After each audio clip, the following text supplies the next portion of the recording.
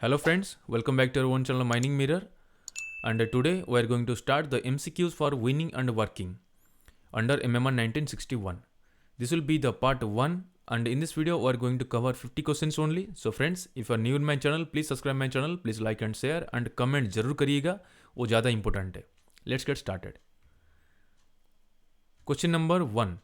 Exploration is defined as the activities of evaluating a geological prospect to determine what.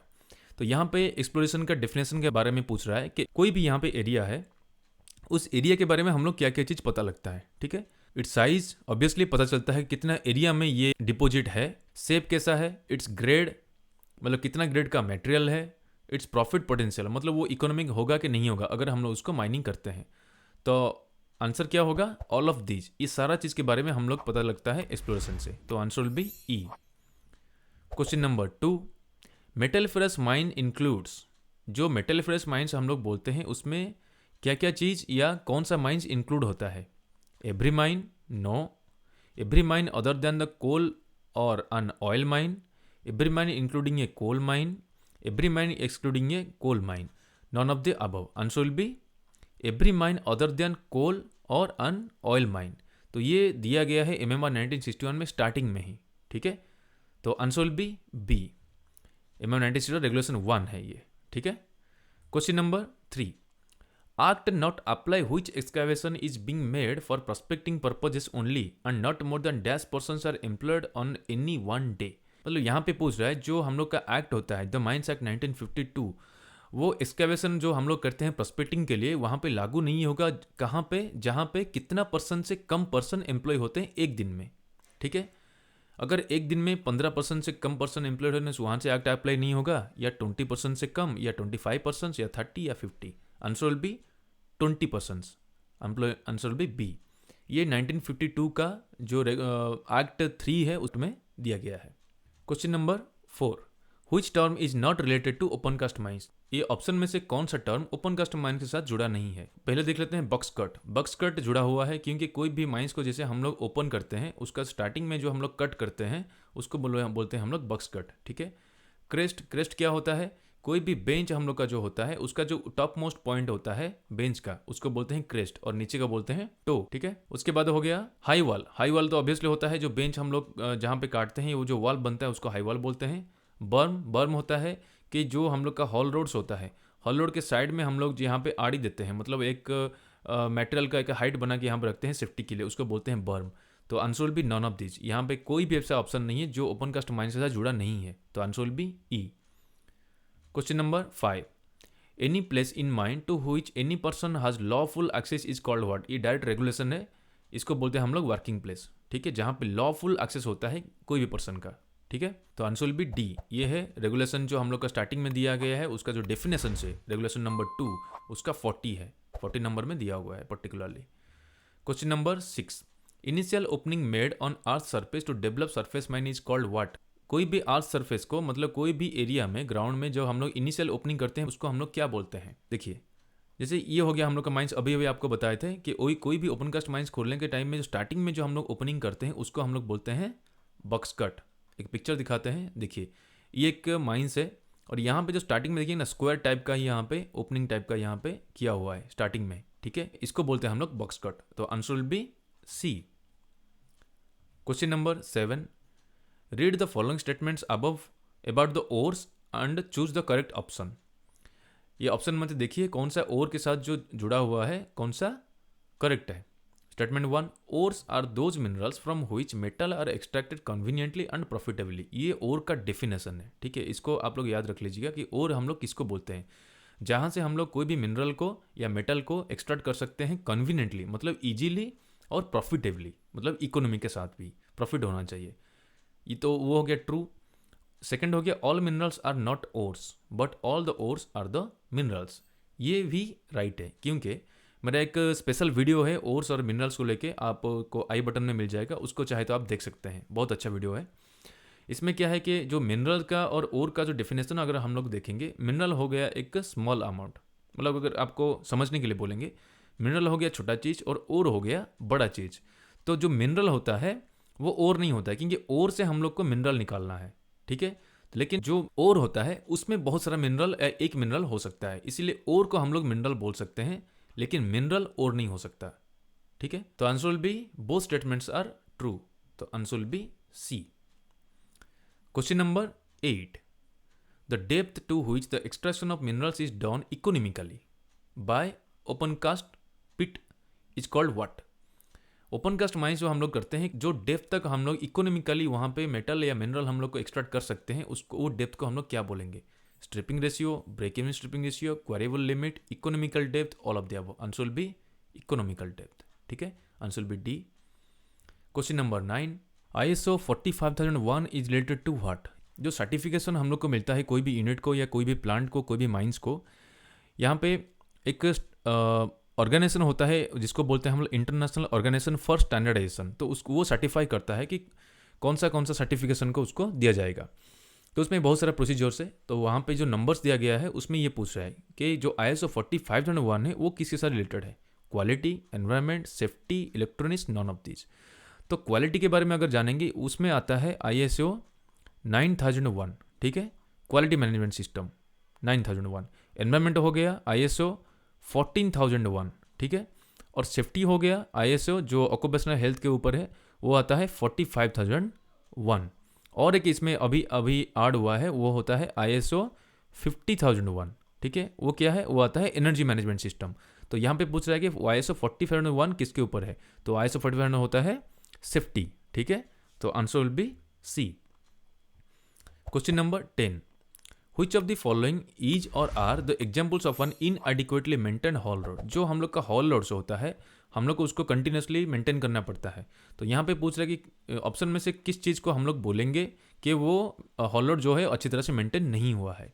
First हो गया pot holes और वॉशआउट्स, मतलब road पे आपका पॉट होल से मतलब होल है, पानी जहाँ पे रुकता है, या कहीं से रास्ता वॉशआउट हो चुका है, ये एक ऑप्शन होगा। इनएडिक्वेट ग्रेडियंट आपका सही नहीं है, ये भी होगा। बम्प्स एंड मडी एरियाज, मतलब वहाँ पे बम्प्स बन चुका है और मडी एरिया है, वो भी होगा।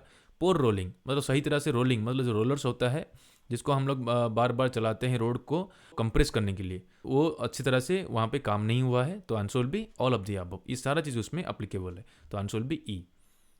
Question number 11, width of the bench shall not be less than. ये बहुत अच्छा क्वेश्चन है। जो बेंच हम लोग का होता है उसका विड्थ किससे कम नहीं होना चाहिए? ठीक है, फर्स्ट हो गया width of the widest machine plying on the bench plus 2 metre.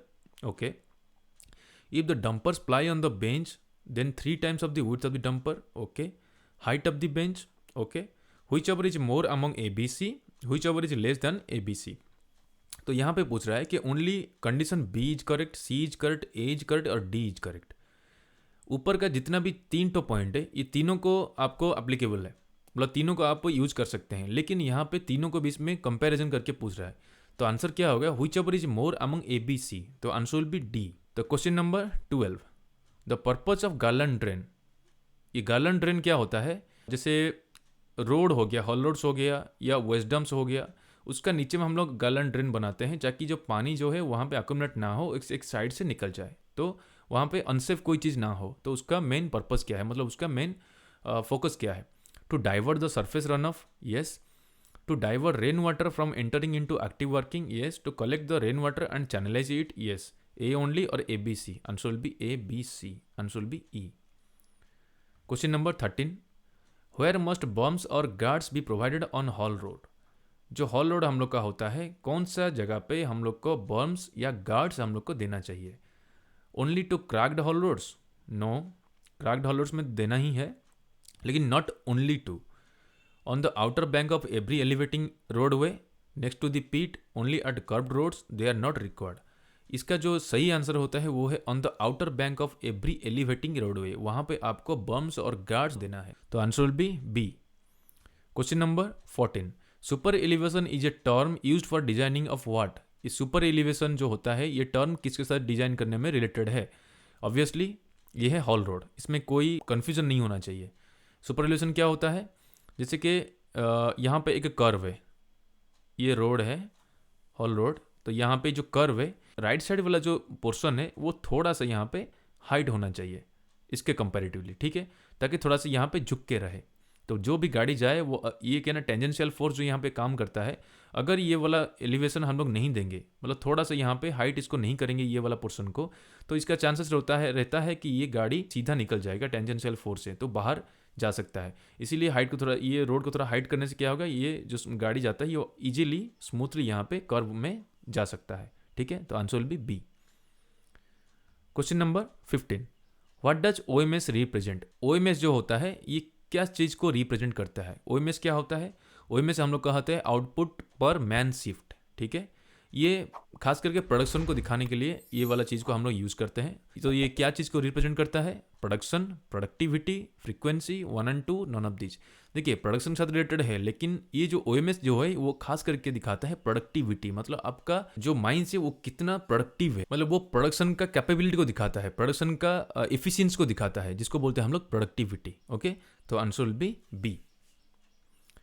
Question number 16, productivity of mechanised open cast mines is the best represented by. देखिए यहाँ पे पूछ रहा है कि प्रोडक्टिविटी जो होता है, खासकर कि यहाँ पे स्पेशल कंडीशन क्या होती है, मैकेनाइज्ड ओपन कास्ट माइंस, वो किसके द्वारा रिप्रेजेंट हम लोग करते हैं? फर्स्ट हो गया आउटपुट पर मैन शिफ्ट, जिसको बोलते हैं हम लोग ओएमएस, जो अभी हम लोग बात किए थे। उसके बाद kilowatt hour consumption per tonne में हम लोग का कितना इलेक्ट्रिसिटी कंजप्शन होता है, cost of production per tonne, profit per tonne, all of the above. ठीक है, तो यहाँ पे एक चीज़ देखिएगा कि इसका जितना भी ऑप्शन है उसमें से आउटपुट पर man shift, kilowatt hour, profit per ton, ये सब क्या है ना, जो कोई भी माइंस का cost of production per ton कितना होता है उसको जो कैलकुलेशन करते हैं, ये सारा चीज़ इसमें कंसिडर हो जाता है। ठीक है, तो इसका सही आंसर होगा cost of production per ton. ठीक है, जिसके द्वारा हम लोग कोई भी मैकेनाइज्ड माइंस का जो प्रोडक्टिविटी है उसको रिप्रेजेंट अच्छी तरह से कर सकते हैं। Question number 17, maximum gradient permitted on a ramp connected to benches. देखिए एक जो हॉल रोड होता है उसका जो परमिटेड जो ग्रेडियंट है वो होता है 1/16। ठीक है, और जो रैम्प होता है कनेक्टेड बेंचेस का, मतलब एक बेंच से लेकर दूसरा बेंच को हम लोग जो रैम्प कभी बनाते हैं उसका ग्रेडियंट कितना होता है, वो परमिशन है 1/10। ठीक है, तो आंसर विल बी सी। ये आपका सर्कुलर में मिल जाएगा अच्छी तरह से। What are the direction for measuring the vibration?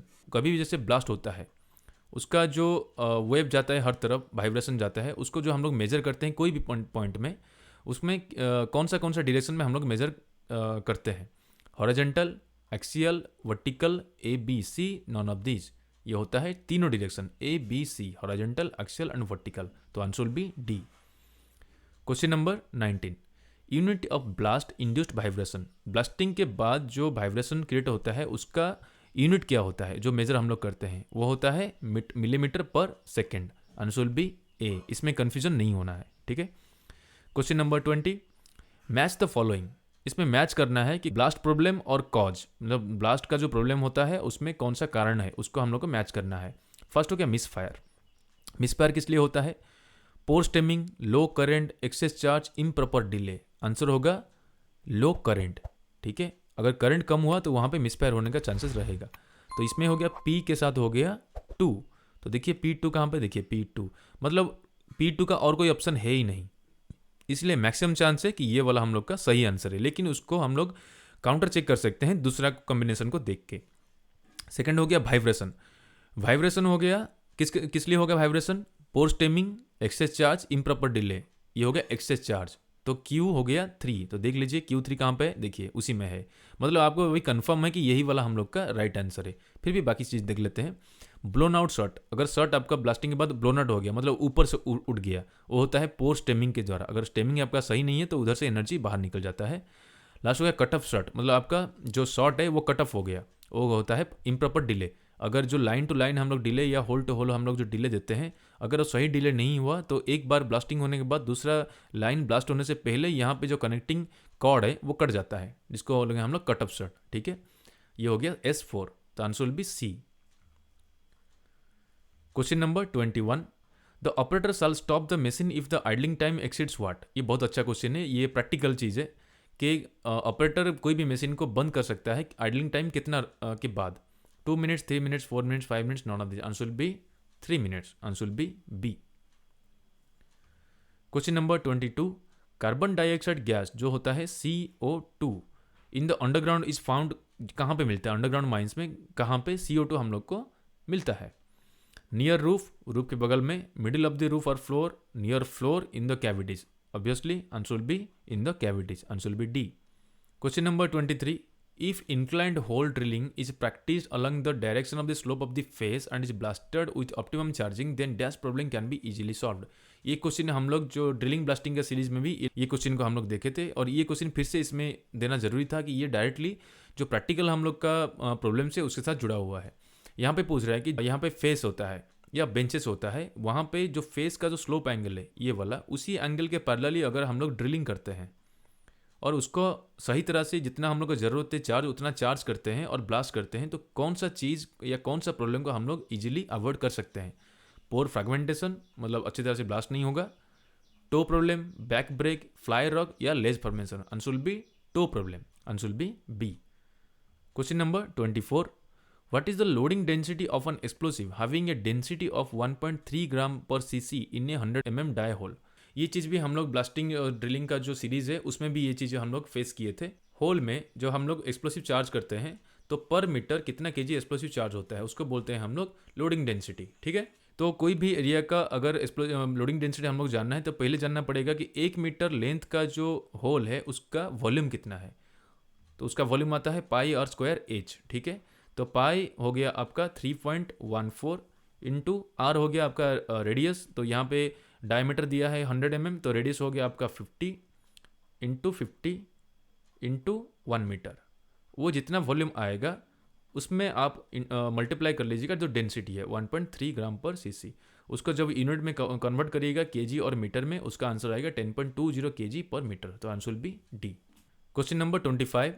When shot is blasted in a quarry face, fracture of rock took place by. ये भी हम लोग देखे थे। जैसे ये एक फेस है और यहाँ पे हम लोग एक होल, जो बहुत सारा होल होता है, इसको हम लोग ब्लास्टिंग किए, तो यहाँ पे जो फ्रैक्चर्स क्रिएट होता है रॉक में वो किस लिए होता है? कंप्रेशन के चलते, tension, both compression and tension, compression और tension.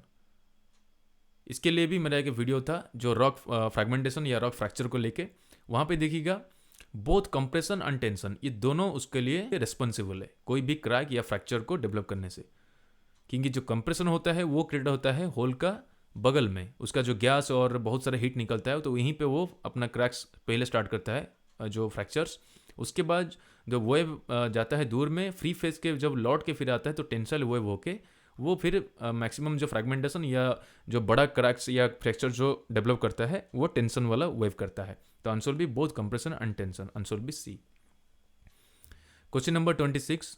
Causes of fly rock. Fly rock किस लिए होता है? Wrong blasting design, insufficient stemming, crust, strata, loose rock, overcharge, all of them. Answer will be all of them. Answer will be E. Question number 27. What are the sources of inundation in opencast mines? Inundation का मतलब क्या होता है कि mines में जब पानी घुस जाता है उसको बोलते हैं हम लोग इनुंडेशन। ठीक है, तो ओपनकास्ट माइंस में जो इनुंडेशन होता है उसका सोर्स मतलब वो उसका मेन कॉज क्या क्या होता है? Heavy rainfall, yes. Surface run off during monsoon, yes. Inrush of water from the up hill side directly into the opencast mines if there is an obstruction in the course of water. ठीक है, और directly ऊपर से आपका mines के अंदर घुस जा रहा है। इनएडिक्वेट पंपिंग अरेंजमेंट, ये भी है उसका कारण। तो ये चारों उसका मेन कारण है इनुंडेशन का। तो answer will be all of the above. Answer will be E. Question number 28. Why delay is inserted between rows in a blast? ठीक है, जो रोज मतलब ये एक ड्रिल रो है, ये एक रो है, रो 1, रो 2, रो 3 जो भी है, तो इसमें जो हम लोग डिले देते हैं वो किस लिए देते हैं? To create free face for back rows, yes. To control the back break, for better fragmentation, to control fire account ground reference. ये सारा उसका एडवांटेज है। ठीक है, तो answer will be all of these. Answer will be E. Question number 29. No road shall be width less than dash of width largest vehicle plying on the road. ये direct circular है, वो होता है कि जो भी आपका लार्जेस्ट व्हीकल है माइंस का, उसका 3 टाइम्स प्लस 5 मीटर वो होता है जो रोड का विड्थ। तो आंसर विल बी बी। ये सर्कुलर नंबर 9 2008 में दिया गया है। Question number 30. पीट slope angle is the angle made by joining the dash. जो पीट स्लोप एंगल होता है वो किसको किसको ज्वाइन करने से वो आता है? तो एक पिक्चर दिखाते हैं आपको ये। तो यहाँ पे बहुत सारा बेंचिंग दे दिया है, ठीक है, देख सकते हैं।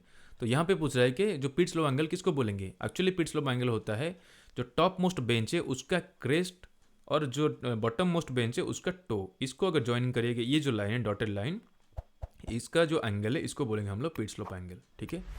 तो ऑप्शन क्या क्या है, top most crest of the bench to bottom most toe of the bench, yes. To top most toe of the bench to bottom most toe of the bench, no. Top most crest of the bench to bottom most crest of the bench, no. तो answer will be A. Question number 31, risk assessment is a tool for what. जो risk assessment जिसको हम लोग बोलते हैं कि हम लोग कोई भी रिस्क को असेस करते हैं, वो क्या है, वो किस लिए हम लोग करते हैं। Improving the occupational health and safety standard in mines, yes. Reducing the accident in mines, yes. Optimal utilisation of the resources for improving the safety standards of the mine, yes. Answer will be all of the above, ठीक है। Answer will be D.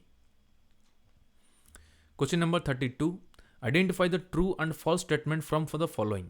नीचे जो दिया गया है उसमें से देखिए कौन सा ट्रू स्टेटमेंट है, कौन सा फॉल्स स्टेटमेंट है। फर्स्ट हो गया A, the objective of the slope monitoring is to detect any instability well in advance. Slope monitoring का ऑब्जेक्टिव मतलब उसका मेन पर्पस होता है कि बहुत पहले से मतलब एडवांसली हम लोग जान सकते हैं कि कोई भी फेस में इंस्टेबिलिटी है या नहीं है। ये राइट है, तो यहाँ पे राइट कितना है, बी सी डी ई, इसका ए ट्रू है, ठीक है। यहाँ पे हम लोग पहुँच गए, ये वाला कट गया। बी हो गया, if the failure in the slope is unavoidable then it can be brought down in a predictable manner. अगर कोई भी स्लोप में फेल्योर हम लोग जानते हैं कि वो अवॉइड नहीं कर सकते, तो उसको हम लोग क्या कर सकते हैं, उसको प्रिडिक्शन अच्छी तरह से उसको करें, ठीक है। तो ये भी होगा राइट। तो यहाँ पे राइट कौन सा है, बी टी, मतलब यहाँ पे दो, मतलब ये भी गया और ये भी गया। अब लास्ट वाला, if the instability in the slope is detected at the latter stage then it will be easy to check the instability. ये फॉल्स है, क्योंकि अगर यहाँ पे बोल रहा है कि अगर स्लोप का जो इंस्टेबिलिटी है अगर हम लोग को पता चला कि बहुत बाद पता चला, तो वो ईजी होगा वो इंस्टेबिलिटी को चेक करने के लिए, वो फॉल्स होता है, ठीक है। तो answer will be C. Question number 33, differential informatory is use to measure in sub millimetre movements on a rock surface is in dash.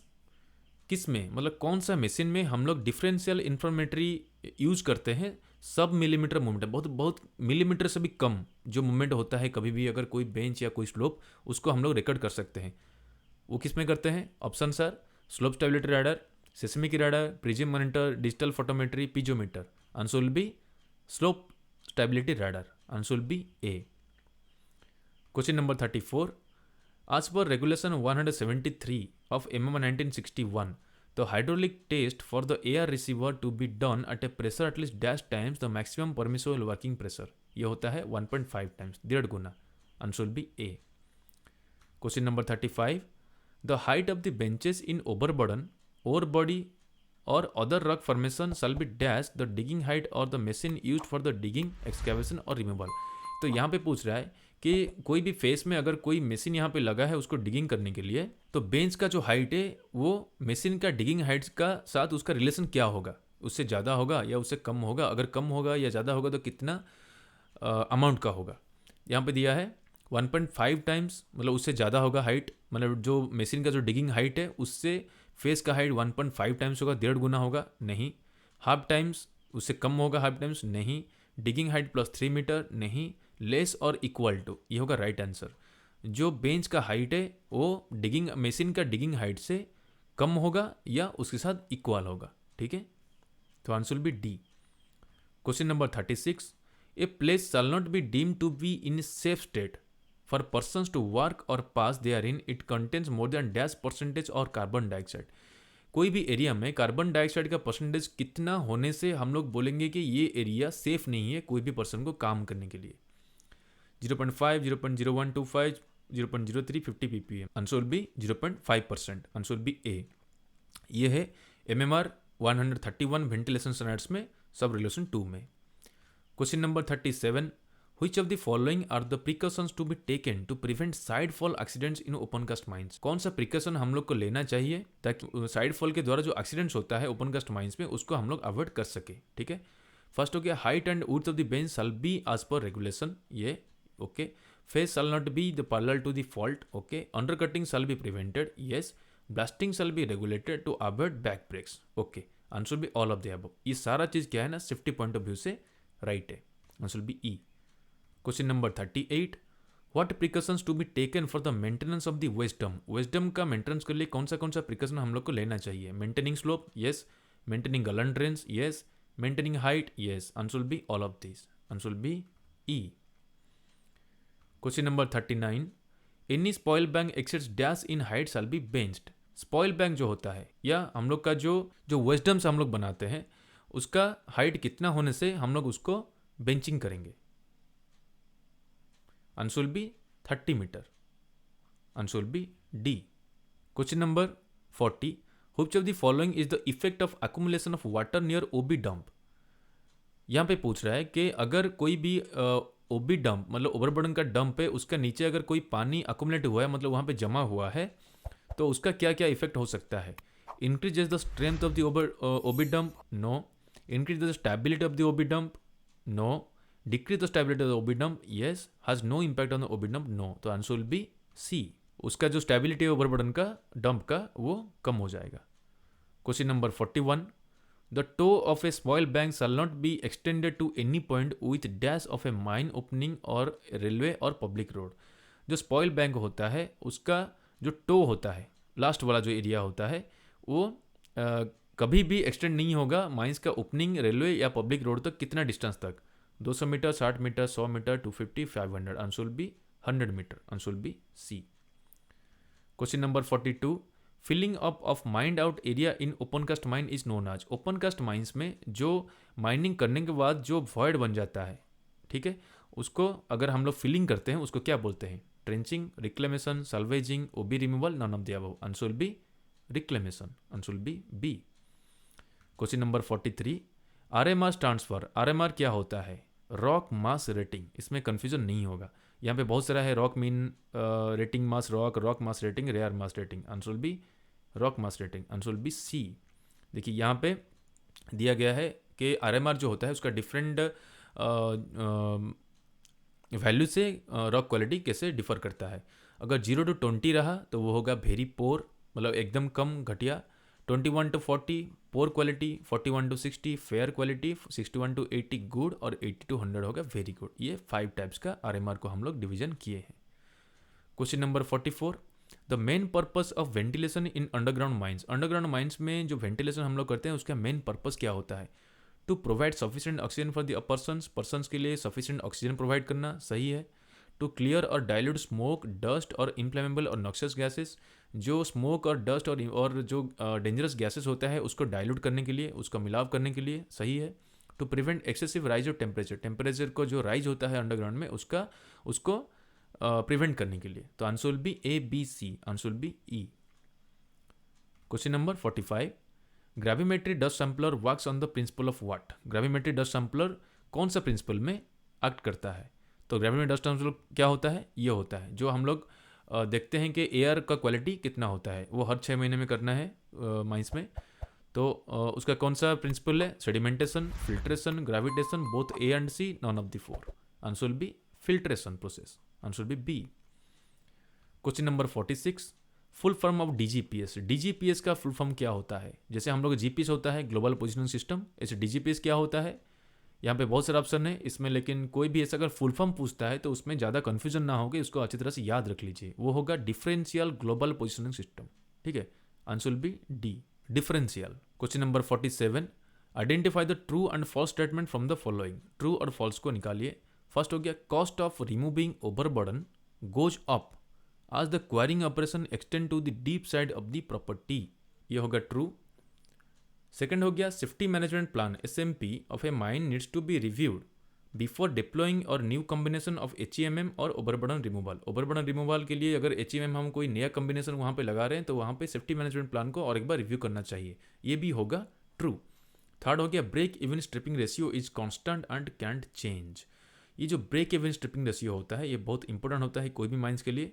उसका एक फार्मूला या उसका जो फंडामेंटल है वो है, देखिए ब्रेक इवन स्ट्रिपिंग रेशियो होता है जो मेटल हम लोग रिकवरेबल है, जो हम लोग रिकवर करते हैं उसका वैल्यू कितना है जो मार्केट वैल्यू होता है, माइनस जो प्रोडक्शन कॉस्ट होता है उसका, डिवाइडेड बाय जो ओवरबर्डन का स्ट्रिपिंग कॉस्ट होता है उसको, उसके बाद वो मिलता है ब्रेक इवन स्ट्रिपिंग रेशियो. ठीक है, ब्रेक इवन स्ट्रिपिंग रेशियो को हम लोग हमेशा कैलकुलेट करते हैं जो डिफाइन करता है कि हम लोग कहाँ तक हम लोग को माइनिंग करना है. ठीक है, अगर एक पॉइंट तक हम लोग को पता चला कि ये ब्रेक इवन स्ट्रिपिंग रेशियो खराब हो रहा है तो वहीं पे हम लोग को माइनिंग बंद करना पड़ता है. तो ये एक टूल है कोई भी माइंस का डेप्थ या उसका जो इकोनॉमिक चीज़ को जानने के लिए।